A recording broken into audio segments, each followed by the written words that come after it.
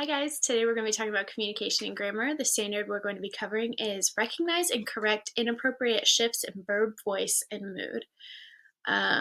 We're going to be talking about how this works in with the speech unit and how we're going to focus on verb shifts and mood to create a good speech. So first I want you guys to take out a pen and a piece of paper or do this on your computers and type for about 5 minutes. Pause me and time it.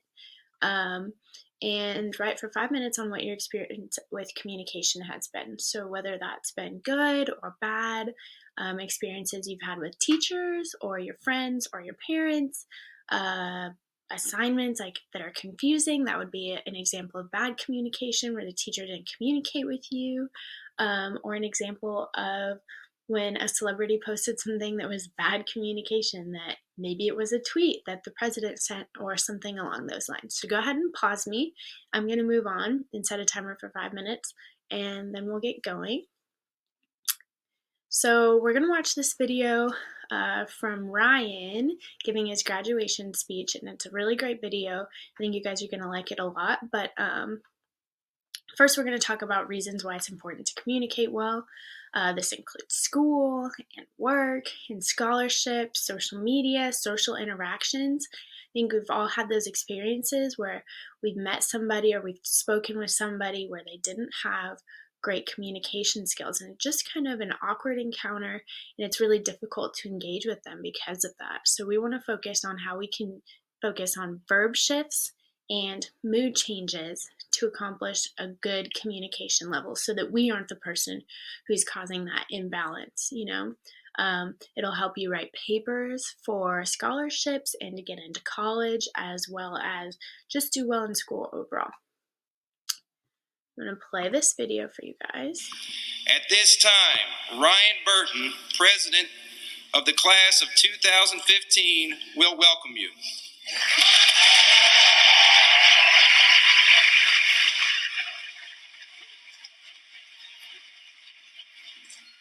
Because you are a warrior.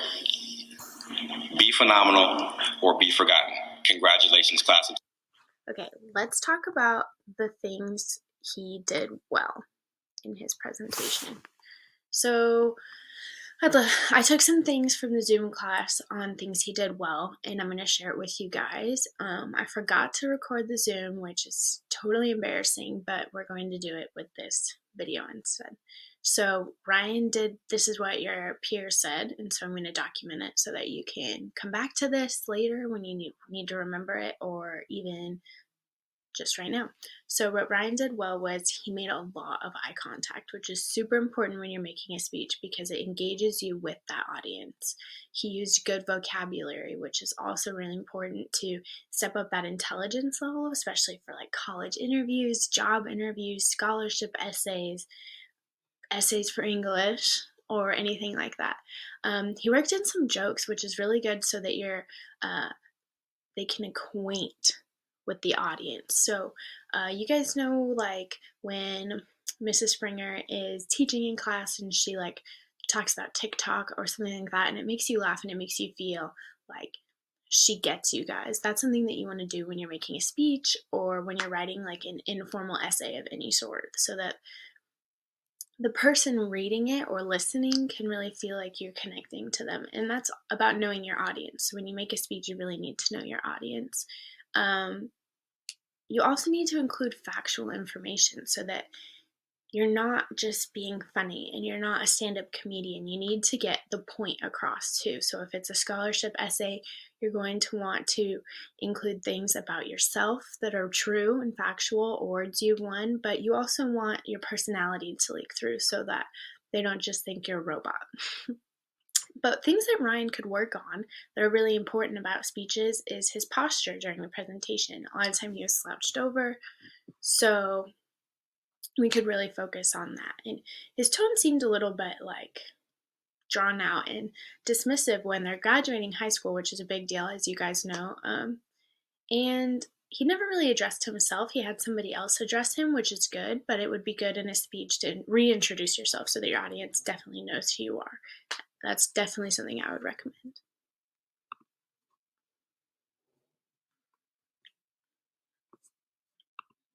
Okay, so next we're going to break down the parts of speech. So there are 3 parts to speeches. The first is the introduction, the second is the body, and the third is the conclusion. Introductions are professional, they're welcoming, they address the audience, you introduce yourself, you get your audience's attention, and are usually less than a minute. So it's just being like, I'm Miss Springer and I'm talking about grammar and communication today.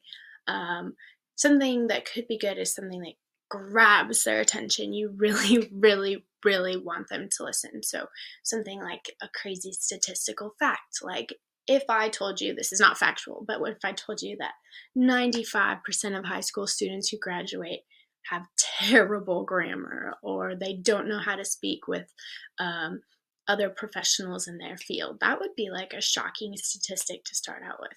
That's not a true statistic, but that would be an example of how to start a speech out about grammar and something like that. And then in the body, especially in a short speech, you want to inform the audience of the purpose of the speech, but like be very concise. I mean, like, you want less than 3 points probably in a short speech. If it was a long speech, I would still try to keep it to 3 points, because otherwise you're going to start losing your audience and they're not going to know what you're talking about. And it's really important that you keep the audience engaged. You don't want to be that like monotonous professor in college that you see on movies that just goes on and doesn't even, like, they know what they're talking about, but nobody else knows what they're talking about.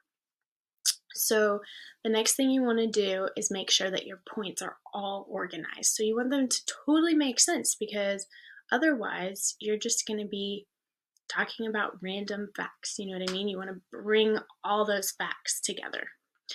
And you want to make sure the points are clear. So if you're giving a speech, you could say, my first point is this, and this is why it's important to what I'm saying. My next point is this, and this is why that's important to what I'm saying. My last point is this, and that's why it's important to what I'm saying. And finally, you want to do the conclusion, which would be shorter than the introduction, and just like in an essay, it would summarize the whole situation. So you want to summarize it, and you want to kind of tie it all together with the bow. So you could imagine that this little speech is a package, and you're putting in an introduction. You're putting in 3 points and why they're important as like the, stuffing in between. And then you put the lid on the box and tie it together with your conclusion. That's short, it's concise, it summarizes everything, and it could be like a quote to finish it, which is what Ryan did, an anecdote, a metaphor, or a question, something that gets the audience to think about your presentation and what you've said. So to conclude my speech for today, I guess you can look at it as sorts like that. We're going to talk about the grammar worksheet, which is due on May 4th at 11 a.m. What you're going to do is complete the worksheet and submit it in Canvas. It's just a quick practice on verb tenses, so it's going to be a sentence frame with a blank. It's going to be fill in the blank, and I'm going to give you the word, and I just want you to write the verb that goes in there. So if it's something like, I blank a dog yesterday, and I put see in parentheses, you would say, I saw a dog yesterday. An incorrect example would be like, I seen a dog yesterday, something like that. It's really simple, and I think you guys are going to do amazing on it. The second thing we're going to talk about is a concept map, which you guys have done before. We learned about this in the fall. And you guys are going to do a concept map of what it means to be a good communicator and what that looks like. So in the middle, you're going to have good communicator, and you're going to have these branches. You're going to say, verbs, and that's just to kind of summarize this unit and see where you guys are at before we get going on these speeches. Next week, you guys will be kind of deciding on your speech topics and really narrowing that down. These speeches are only going to be 2 to 3 minutes. It's just to practice applying what we've learned in this unit. Your grammar, your speech, all of those aspects tied together with that bow of a conclusion. So you can kind of think of this speech assignment as a conclusion to this whole unit. Anyway, I'll talk to you guys